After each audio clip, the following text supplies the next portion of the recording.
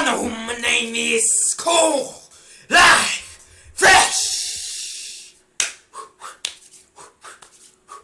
But you call me Micey. Hey man, we got if men were completely 100% honest. You know what I'm saying? I guess it's another secrets one. We back into the girls' secrets one, but now we have another man's secrets one. So we finna see what's up with this one. Make sure you like, comment, subscribe to the video. Go check the girls one out. We watched that one yesterday. That one was pretty much really just emotional. There'll be a more emotional side point of view. You know, females are more emotionally and just in general in life. So you finna see what the guy's talking about. You know what I'm saying? Make sure you like, comment, subscribe, and let's go ahead and get into it. He's right here. Here you go, YouTube. I don't want to answer no question, man. One night when I was at one of the church members' houses, I was molested. And I went and I told my mother. I'll never forget what she said to me. She was like, "You can't ever tell anyone that this happened. Damn, that's how we starting off the video? Damn. Was it a girl? Was she bad? I mean, they don't make it any better, I'm just saying. It kind of is wrong because, like, people don't really care about men getting raped for real. They care more the women's side. I feel like men can handle it better, I guess. Didn't happen. Don't talk about this." The thing that's really interesting about secrets, and the reason why I was willing to talk about this today, is because that secret ate me alive. Damn. So every single time I talk about this, it's me taking my power back just a little bit more. I mean, but you shouldn't. In partnership with Unlikely Collaborators, we've designed perception box questions for communities with common experiences aimed to broaden self-acceptance and deepen self-understanding. This group of men was all asked, do you ever feel like you have to apologize for aspects of your life? And if so, why? These are their answers. Oh, yeah. Hold on. Let me get the thumbnail going right. Sometimes I feel like I can't truly be a man comfortably in public. Now, if this is your secret and you'd like to step forward and claim it and share your story, you may do so on 3. 1, 2, I ain't gonna flip though, man. Sometimes it's like a thing too, cause like nowadays it's starting to normalize feminine men, so men can't really be their actual self nowadays. That's true. That is true, guys.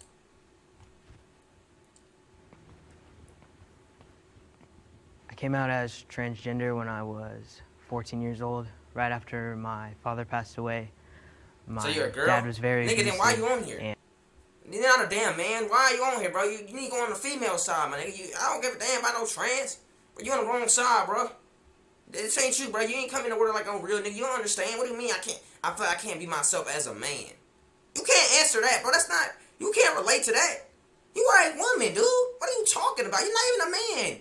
You weren't even born with a penis. Why you gonna talk about some, I don't feel like men can beat themselves comfortably out in public.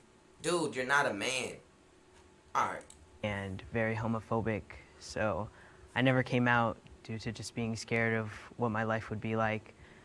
So as soon as he passed away, I came out to my mom, who's always on my side. She was one of my biggest fans. And as I went through high school, I had a very on top of the world feeling. I loved what it felt like to be myself. It was the best thing that I had ever experienced. In my junior year, towards the end of the year, I was walking into the bathroom and somebody followed me in there and grabbed me by my neck and threw me into the wall and choked me and held me there until I was basically begging for mercy. And I went to my school about it and they didn't do anything. They told me that because it happened in the bathroom, it wasn't something that they could prove actually choked me and held me there until I was basically begging for mercy. And I went to my school about it and they didn't do anything. They told me that because it happened in the bathroom, it wasn't something that they could prove actually happened. Bro. That nigga beat your So ass. I didn't tell anyone for months. I just let it eat away at me. I just went to school every day, terrified for my life. Between that I wouldn't be and terrified. how much I was No, drinking, Nick, you heard? that But I was realized how my that decision nigga, to like, drop what if like a out. sick But footback lineman tried to beat the crap out of me every day? I ain't gonna lie, I be scared too, bro. Hey, man, I need help, bro. I let nigga know, I be like, bro, listen, bro. This dude beat my ass. Can I please get some assistance? I'm scared. it was also what kind of taught me that I can't live in this little hole that I was living in. I decided that the only way that I should be living my life was fully as myself. So I Right. pushed Factual through and I information. finished high Be school yourself, bro. Be early, your own person, and bro, I was regardless. able to I'm a weird nigga and I enjoy don't my give two first damns. real year what being I'm saying? me, and it was the best decision I ever made. But I still feel as if when I go in public, I can't truly be who I am. I feel like everyone's you're looking not at a me all the man, bro. You time. I don't feel like really everyone's supposed to views are answer being that pushed question onto real me. quick. Can I'll I let ask you why you have it. wanted to share that secret? My bad, guys. I'm trying to make My this thumbnail for community you really guys. needs it right now. This dude just yapping up here. It's really sad to go online every day and see my trans brothers and sisters getting killed, getting murdered. So it's really important for me to stand up now because my generation really needs it. So. If anyone can relate to Jaden's secret, you may step forward on 3. I don't think none One, of them can relate to that. 2, No, but I don't think none of them guys 3. are trans. You trans too? Are you gay? Hi. Are you For gay? me, I grew up in a very religious and almost like traditional household. I'm openly queer, and I feel like a lot of times, like especially like the way I dress, like I'm very more like flamboyant, more feminine look Yeah, presenting. they try to So I normalize feel that like shit, a too. lot of my family members I they look already down done been upon trying to that. tell Just like y'all from my for past the culture. situations, like I've worn like full-on pink from head to toe, like Pink is a and nice color, out and though, about, bro. and I've had like other men like take pictures of me, laugh at me, like make fun of me. I even had like other like male like figures and even like kids like poke fun at me, being like, "Oh yeah, like why are you so gay?" and like call me and stuff like that. I So, mean, like, that's normal and the thing is, nowadays. at that Well, time, I didn't really bullying's know never what those right, but, like- words meant. So that's even kind of like even hits worse, knowing that like I don't even know what that means, and you're just saying all these negative terms at me. So, in addition to like why I'm standing here, I feel like I can openly share that with you because I feel like you've been able to like, open that kind of like safe space for me to share that. Yeah, I'm really glad I was able to do that for you. Thank you. Thank you. I was arrested for attempted murder. Yeah, dudes do get assumed for stuff like that, Mark. Heads in takeoff mode. Let's There be people that face life in prison for something they didn't do. Why? My life is over. Y'all might as well give me $1 billion right now.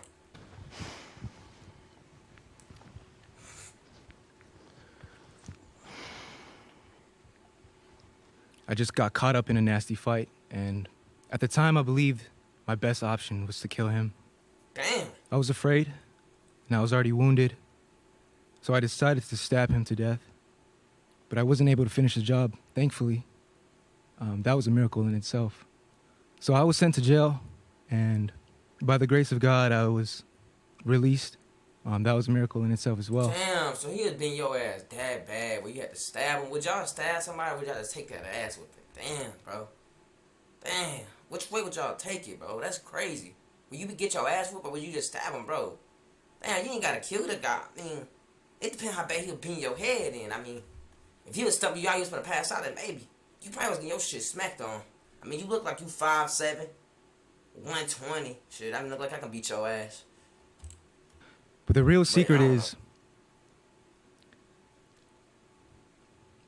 I used to be a person full of hatred and anger, Oh, and I'd be lying if I said that I didn't already have thoughts of killing him, and I had let my anger and resentment, bro, get the wait, best. so this gotta be somebody he knows, bro. Bro, what do you mean you had thought about moments of killing him before, bro?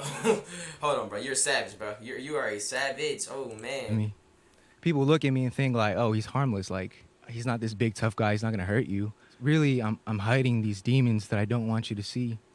So yeah, after I got out of jail, I felt a lot of remorse because I saw the pain and sorrow it brought to my family, and my mom had to sit me down, and she was disappointed in me and ashamed of me, and that destroyed me. It was kind of like a I'd be wake-up call disappointed for too. me. It's like, You damn, almost killed somebody. Jonathan, you got a fucking problem here. I prayed to God for forgiveness. I ain't messing with no guys that wear I all black, but apologized to y'all my are an victim, issue. actually, Y'all are and a I threat asked to him the to society. forgive me too, which was really difficult to do. But I realized I wasn't able to forgive myself, and I was having like PTSD flashbacks. I couldn't sleep, and seeing the moment where he was bleeding out on the floor, squirming and going cold, and it haunted me for a very long time. I had a really good therapist who taught me anger management, helped me through my trauma. I got deep into like journaling, and I'm still in the journey right now. I'm getting a lot better. I actually almost got fired from my job because I almost beat up my coworker. Damn. Sorry, Mom. Man, it's good. Damn, But I don't want to fight you, bro. I don't think I can beat I'm, you up. I'm That's giving something myself that's grace wrong because with I'm this proud dude, of bro. myself that I Never didn't mind. act like the Never unheard version mind. of myself would have. So the main thing I had to learn was giving myself compassion, learning that it's okay. It's understandable that I was acting like that because of what I went through in my childhood. But teaching myself, rewiring my brain to learn that it's safe and that I'm not in danger and I don't have to fight anymore. The reason why I share this story is because I want anyone that shares a similar experience to know that you are not bad. You are not the villain. Nah, You are dude, just you're hurt definitely and the you're villain, carrying a bro. lot of pain. But trust me when I tell you, you can heal and you can change. Just know that you are good and that you are still worthy of love. Can anybody relate? Damn, y'all relate? Y'all crazy too?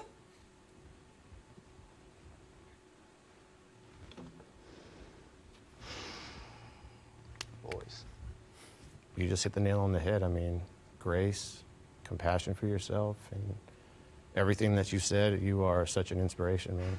And I'm glad that I mean, you he shared. could be like a public speaker, like maybe Yeah. like talk to For people. me, You feel me? I really related with like the you were talking about you having anger issues. Yeah. My whole family knows that I have anger issues, and it's just like I've been trying to like cope with it in several different ways. One being the gym, like the main. That's like my main like everything Nah, that. the gym don't make you you know, better, bro. That make y'all niggas more crazier, more stronger, more physically, mentally to kill somebody. Like I collect everything that I'm mad at, and just kind of like. It's like throwing wood in a furnace and then everything smoking up, you know? Yeah, I feel like I spent a lot of my life channeling the anger, allowing it to fuel up and going to the gym and, you know, finding other ways also to channel it. I've got the boxer's fracture, you know, from punching walls as well. Yeah. And I just want to say that it was when I stopped channeling that hatred and that anger and stopped using that as my fire when my life really got better, because there's a way to find this forgiveness, this grace, this self-love, this self-respect, and this acknowledgement of this divine purpose, right? And you put all that together and you can channel that and you can get even stronger and push even more weight and punch less walls, right? Right. There's a journey to go on, and it takes time. But And it nah, takes for real, I grace. thought about killing some people too. You know what I'm saying? I mean, shit, I thought about killing my family members at times. It'd be nights, like, I'd go in my brother's room, put a knife to his face. You know what I'm saying? It was like moments back in the day, though, but it wasn't on, like, no crazy stuff. It's just like I have a knife, I go in his room, and I'd be like, what am I doing? I'll walk back out. Or I'd go in my room with a knife and just hold it up. My mom sleep. Like, it be moments like that, like, I don't know. For sure, yeah. Yeah. I don't do it, though, but it's just... It's been difficult navigating my relationships and rebuilding my life since I was sexually assaulted. That might be this dude right here. That pink dude.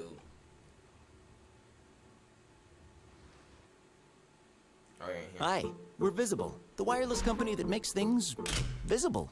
With us, what you see is what...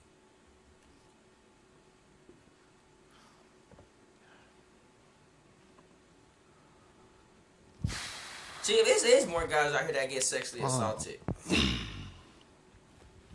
So, about 2 years ago, Yeah, you can tell how the way his body language, you can tell the way how he tensed up, how it still bothers him to this day. He probably still depressed about it. I can see the way his body, like he walked like he's opened up and he closed in like a little baby. I was a valet driver, and one of the coworkers had asked if I wanted to hang out. I'd blown him off a couple times. And then eventually I was getting off one night and he asked if I wanted to hang out. You know, he said there were a couple people coming, a couple of his friends coming over to his place. So I said, why not? And I get over there and it was just us two. And so I thought, you know, this is a little strange. You know, he said that his friends ended up bailing. So I said, okay, I'll leave here in like an hour or two. He had given me a drink. We'd started drinking a little bit and I was probably only about a beer or two in. And I just started feeling just completely drunk, as if I drank like 5 or 6 or 10 beers, you know, just Damn, completely bro. intoxicated. The last thing I remember was just passing out. And then I wake up, and it was 13 hours later. I was in the hospital bed. I was pretty confused. Nurse comes up and she says, "Hey, just wait 1 minute." So they were checking me out. They were getting me out there, and I just start remembering back, and I get bits and pieces of just, you know, like just little moments of, you know, just while I'm sleeping, just getting touched or getting grabbed and stuff like that. And so Nah, man. Nah, bro, I feel bad for you, but that junk got my muscles sensitive, bro. I ain't trust none of these lame ass niggas, bro. I promise you, bro. They talking about you go check a beer. You can drink at his house, but when you him. No, we ain't taking no drinking no beer, bro. No, I ain't taking that, bro. That John nasty, bro. I ain't going on no house with no dude. He might be gay, or he ain't a little gay, but he might be a little DL. But I ain't going on no nigga house with me and him by myself. That's my homeboy, dog. And I'm not. And that'd be weird. Me and my homeboy taking drinks together, bro. it just started rushing back to me, and, you know, just looking at the nurse and saying, "Hey, I'll just say I think I got raped." And so, you know, she kind of laughed it off, said, "No, you just had too much to drink last night," because I guess I'd been there for so many hours. So I get checked out. I go outside. I remember calling my mom. I just remember telling her that, just, "Hey, Ma, I think I had gotten raped last night." And I remember her initial response was that she laughed and said, "No, there's no way that happened." See, nobody taking them serious, bro. I don't know if that's the exact word she said, but it was something along those lines. And Nobody I just believe remember him, bro. just instantly blowing up, and I started yelling in the phone. You know, I was yelling out front of the hospital. As the day kept progressing, I just kept remembering more and more of what had happened. I talked to a couple mental health experts. I talked to a couple police officers. But ultimately, they just sent me on my way and told me that they would just get somebody to investigate it. And I felt pretty alone after that. I felt pretty isolated. I just didn't feel adequate. I didn't feel as if I was a person. It's definitely, it's been a long 2 years, and I've lost a couple friends because of it. My best friend I haven't talked to in over a year and a half. And I mean, truth be told, that's just because the guy that did that to me, he was gay, and I had trusted him in that aspect, and my best friend was gay, and so it kind of carried over into that of, gay. "Oh, I can trust you, you know, And like listen, my that's best the first friend." thing. You know? I ain't taking no drinks with no nigga that's gay. First off, bro, that ain't me. You know what I'm saying? I ain't. Nah, bro, I'm straight. Get the fuck out of my face. I've been able to trust him. I've been able to, like, sleep in the same room as him, live in the same room as him. What, bro? Come on, man. What are you talking about, man? Why are you getting the same bed as a nigga that's gay, bro? What are you talking about, man? You set yourself up for failure. Even though you can trust him, I'm not sleeping in no bed with no nigga that's gay. That's crazy to me. My brother gay, I'll sleep in the bed with him, but he even do nothing like that to me. It's sad not having him, not having you in my life, buddy, but I feel like the walls that I have built up right now no gay best friend, bro. I'm sorry. protected me for a little bit there, but I I'm don't trying need to your work on aspects of breaking them life. down. Listen. And for a long time, I had hate. I don't need and your aspects of life. just Well, a pure you keep hatred in getting my effed in the heart. booty hole, and I do the F in the coochie. You know, we I two just different have to get aspects of through life. that. It ain't gonna work, and It's I'm just not something down that you for have it, to gang. get past, and that you have to grow with. You know, it's not gonna leave me. Yeah. My name is They Fanny put a lot of ads Texer, in and I'm a video. documentary filmmaker. I'm tired of all I'm these. interested in people who have a very Damn.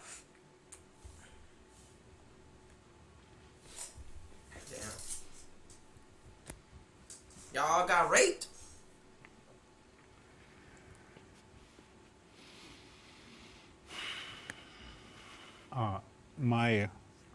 My heart goes out to you, man. I think we live in a really odd space and time where when men bring this to the table, it's automatically dismissed. And I'm sorry that you're dealing with that. And I believe you. Just know you're not alone. The thing that's been the most difficult to overcome is being able to accept love. What I've come to realize is no matter what happens, I'll never be what I was before that moment.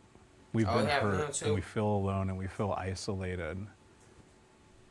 You gotta see you're not.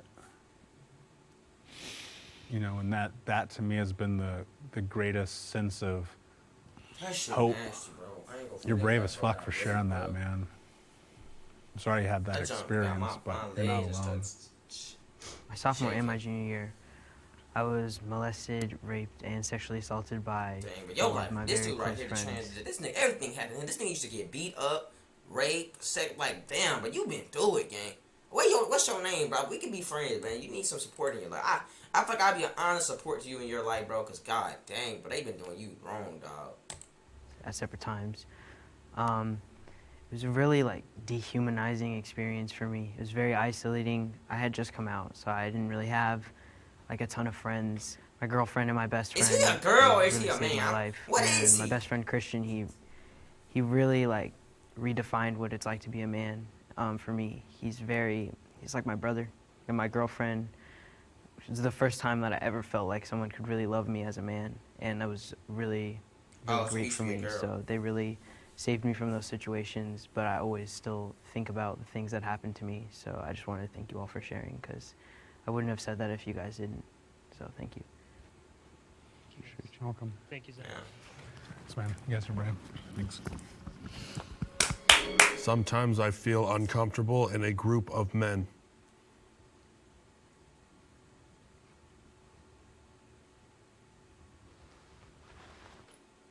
The old guy. I guess when I was a toddler was when it started. My mother was married to my father, who was a problem drinker, and they fought a lot. Most That's of these one of my guys earliest gay. memories, in fact. And I guess I wasn't until fairly recently I found out he hit her. I never really felt to be very masculine growing up. I was terrible in sports. I was afraid of balls, and I was bullied. In fact, it wasn't until I was 19 that I stood up to any bullies and actually got into a real fight with anybody. But I guess that's kind of been how it is for me. I still associate masculinity with toxic masculinity. He sound kind of feminine. I'm told that they're different as I've gotten older. Yeah, you can see the way his body language. I've been drinking more and more. And when I'm in bars, most of the patrons are men, of course. Well, I've never witnessed a bar fight. I guess there's always the thought in the back of my mind, maybe this is going to be the one time when I go to this dive bar, I'm actually going to see fists fly or glasses fly across the room, and it does kind of make me a little bit nervous. The early associations I have with my father and his drinking kind of are what have lent itself to my feelings of just being uneasy. Don't trauma you in past. groups. Everybody got Still to past this trauma. day. My traumatic experiences are not as serious as the others we've heard. It's true. And at the same time, I also think that it's kind of one of those things where being in this group and realizing we're willing to be vulnerable, willing to be supportive of each other, I think that's a side of men that we don't see. I don't think we see it in the media. I don't think we see it in entertainment, maybe in the home, maybe in private. But I think that this is a rather unique experience for me, and it's kind of changed the way I look at it. It's true. I don't really relate to that. Recordings. But I can. I guess about the people getting. Hey, it's drunk Dana from and StreamYard. stuff. I'm so The excited parents to and stuff. announce I don't really relate to that though. But I feel bad that nobody can relate to him.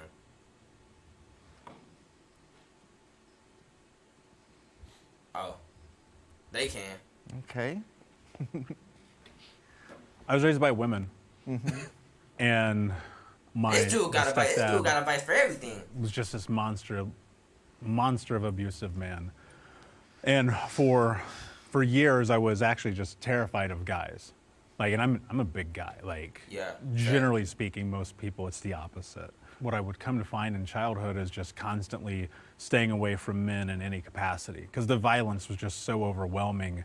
I was terrified of any guy possible. Well, not me, but you know. And that turned into just a tremendous amount of violence from my own hands. What's really interesting is once upon a time, it was just pure terror of the idea of being seen in this space in any capacity. And now it gets to be freedom because what I've come to realize is just the same thing you mentioned, like we're all having a communal experience. Like our definitions of masculinity are all different. I don't Right. know that one is Yeah, right my or wrong, definition but of ultimately masculinity it's like is my you got to definition, take like, the inventory way a of your nigga life. holds, And like, you can when tell I it's started masculine, doing like, that, it his got energy. a lot easier to The way he stand in carries spaces himself like around like this. a man. I For think me I don't care growing about up, myself it was like a man. also Yeah, I said very that. one-sided. The way that I saw men was always very violent, and the way that I saw women was the exact opposite. I always went to my mom and my sisters for a kind ear, and I went to my brother if I wanted to like wrestle him for fun. And that was always just like how it was. Like I never knew anything else. So when I came out, it was very hard for me to know like what way I was supposed to act, because what I thought man was super violent, big and burly. Like that was all I knew, and that's Right. not me. I'm not violent at all. I've never been in a fight in my life. I'm Me just neither, not bro. like that. I ain't never been. And I for had me, moments it where I was took- gonna get in. Now with the mindset I have, I feel like I would have got in there. Well, that's why I said I want to get in a fight now. I just need to test. I'm not no matter about losing. I just need to like hey, boom. I just need to like get some at least some tension. really you see what I'm looking into saying? myself and figuring out that masculinity is whatever I define it to be. I know that I'm a man, and I don't You ain't need no to man, bro. act Be like real with every other man in order to like So I'm be saying, a man. you ain't no man, my but boy. it's also like a big I'll be barrier. I honest. feel very unwelcome in masculine spaces. Trans man. So I'm still working on getting myself into a headspace where I know that I'm allowed to be here.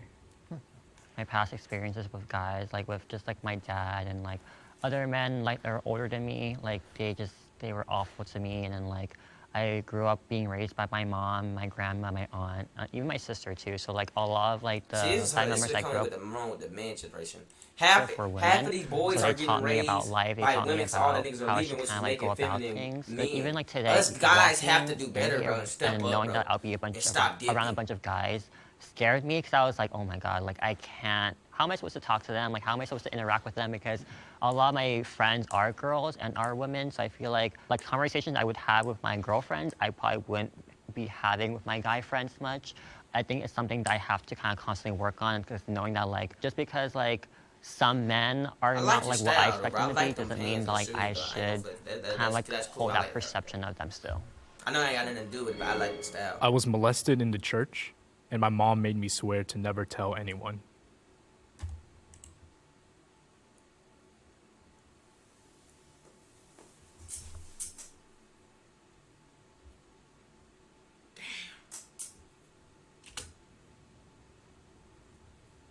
Damn.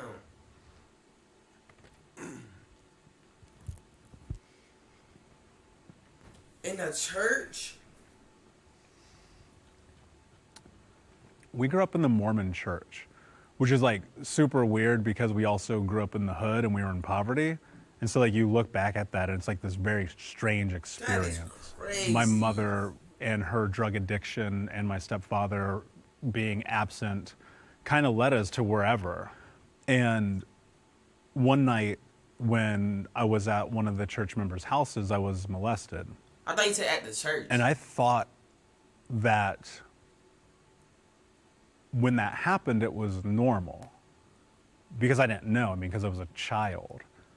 And, you know, when you're in like, I don't know, 4th grade or something, you kind of do one of those very first like good touch, bad touch classes. And I was like, oh shit, this wasn't actually good.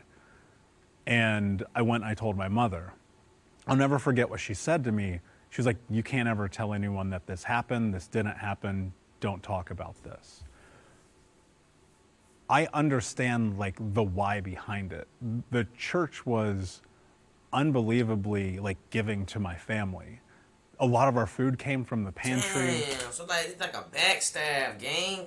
Man, Our no, rent but that was ain't often right, paid bro. from the tithings. And I think that the fear that she had in that was if this got exposed, we would lose that lifeline. And I kept that secret for 27 years. And the thing that's really interesting about secrets, and the reason why I was willing to talk about this today, is because that secret ate me alive. I mean, it is probably, out of a lot of really fucked up things that have happened to me in my life, it was probably the worst thing. That's where I lost my experience in childhood. I mean, there's the cuts and the scars and the burns, like, and the physical and mental abuse that I went through, but this was different.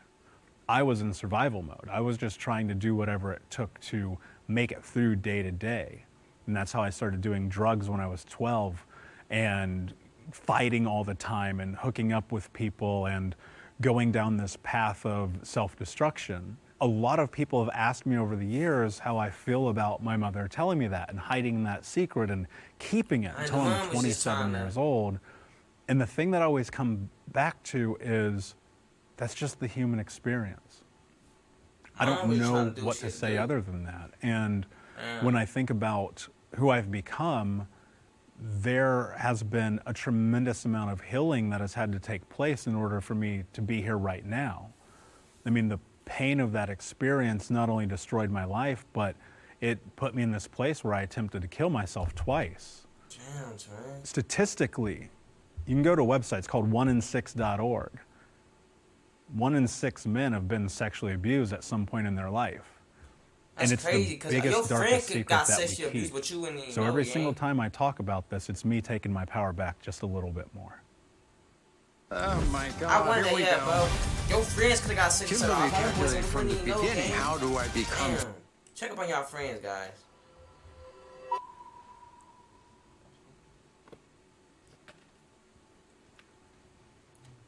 He got sexually abused too? And that 1 in 6 number that you just said really stuck out to me because I remember after the fact, it definitely made me feel less alone, but at the same time, it just kind of, I still felt isolated because, you know, it's something that, you know, as a man that you don't think that happens to you, you know, and probably as like a little boy too. It's just tough when you're in it, you know, you don't think anything of I like, ain't touching no the little boy, effects man. it I'm has sorry, on your shit, body nah. and your mind and the That ain't right, actions gang. that you If have. you touch a little know, boy, it's you're just, gay. after you do It's just something, that you realize simple. that, Let me oh touch it. shit, Oh, like man. that's, I did that because of this trauma that I experienced, and it sucks to look back when And you it only hurt get people worse. or when you push people away because of that. For me, like my experience, I was a kid, and it was from someone in my family, and obviously like we're super tight, so like I just never told anyone. It's just kind of like you're a kid, you don't know what to do, you don't know like who to go to, you know. So and especially if it's like someone that has like power, you just don't want to ruin like you don't want to break any like relationships. You think you're the only one going through it. Little do you know that there's a bunch of other men that's gone through it too. You know? My heart goes out to you guys. I was younger, maybe 3rd or 4th grade. We had a babysitter that was much older, and he would take me to the back room, and I was way too afraid to tell on him. He was threatening. He was, at that age, he was the boogeyman. I mean, he was what was under my bed and hiding in my closet at night. I went through this process of rage where I wanted to murder this guy. Forgiveness is huge. It's the most important part, you guys. And you got to do it right, because the way I did it at first was I envisioned myself choking him out in my imagination and like holding him down and stabbing him until he died, and like feeling his life leave his body. And once I finally like felt that he was gone from this earth, I put him down in the river and watched him float away. And I really thought that was my way of forgiving him. And all I was doing was just filling myself with violent thoughts and rage. And it was showing up in other places in my life with the alcoholism and the fist fighting that we talked about. Understanding my journey in this life and taking that person and from the bottom of my heart, forgiving him. Not for him, I'll never tell him that. I don't even know who it is. And it was like a building being lifted off my shoulders. And I didn't talk about it for 20 years. And like he said, I mean, talking about it heals it. Without the forgiveness and without actually talking about it and coming together like we are, you know, I wouldn't be where I am today. The older that I get and the more work that I do and the more I like look in the mirror, I'm like, that's not on me. Like, I'm not culpable for the worst thing that ever happened in my life. But what's so interesting and the truth about why I decided to share this is because I'm like, there's like fucking 10 of us here and 4 of us are right here right now. What does that tell you? Right. You know, it's not 1 in 6. Like, I don't care what that statistic says. I know way more men who would never stand up here right now. So I just want to say I'm proud of you guys. Yeah, proud of you guys. And this shit sucks, man, but it's like, this is how you free yourself. For sure. And this is how you free the guys behind you who are terrified. Yeah, because eventually people are gonna follow in behind you. Like, I really appreciate you for like sharing your story because, like you said, talking about really helps you control your life and helps you maintain and have almost like having power over that rather than like letting that sort of like nightmares fuel my life. So thank you guys for sharing your stories. I appreciate it. Thank you. Appreciate Thank you for it. being brave. Thank all you guys for being brave. I've never had an experience like this. I'll remember this, for the rest of my Well, that's life. gonna wrap up the video, huh? These guys just yapping. I think that's it. But guys, seriously, if you get raped and you're a little boy, man, if you're watching, I don't think a little boy would be watching me if he's getting raped. But hey, contact my Instagram, Dan So Strange. Matter of fact, don't contact my Instagram. But yes, matter of fact, Dan So Strange.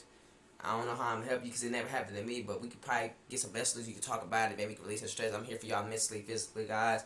Hey, man, I love y'all, man. Thank you for tuning in, man. We got 135 subscribers, 200 on the road. You know what I'm saying?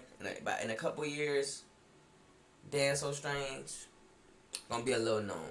You know what I'm saying? I said it right now. I manifested. Dan So Strange, me, Micey, will be in a couple years. Will be known. I would be great. I'd be successful by 25. By 25. Maybe at 25. Maybe past 25. Who knows? But let's go, guys. Y'all know who my name is.